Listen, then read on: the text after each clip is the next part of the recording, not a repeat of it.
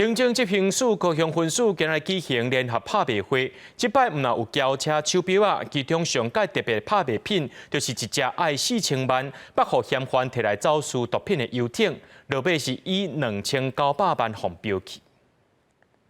天地高雄港区白石外管游艇，今日庆祝内底设备拢真新，这只是西主山共和国国级的游艇，开3900万起造，去年煞因为走私毒品互查到，即摆由高雄地方检察署委托高雄分署以1680万起标拍卖，这次拍卖会现场敢若出现2位投标者，不过有一位投标者煞未紧肯保证金，由另外一位民众以2909万来得标。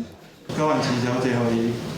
这个高于底价之2909万元得标。这位民众讲，家己是替朋友来投标，无愿意讲得标者身份。这只游艇目前也是停伫机顶区海巡署，检方是烦恼将船口压长期无使用，会侵蚀机具老化，才委托高雄分署以1680万块来起卖。 高雄地检署主托变价的水平号游艇，那这个游艇是在111年的时候，他们在高雄茄萣外港查缉走私的时候查获的。现场除了不动产游艇投标，还有6台汽车、1台机车，还有手表等等日常用品。投标物品会依照是毋是头一摆拍卖来决定后一摆竞标计数敢爱落价。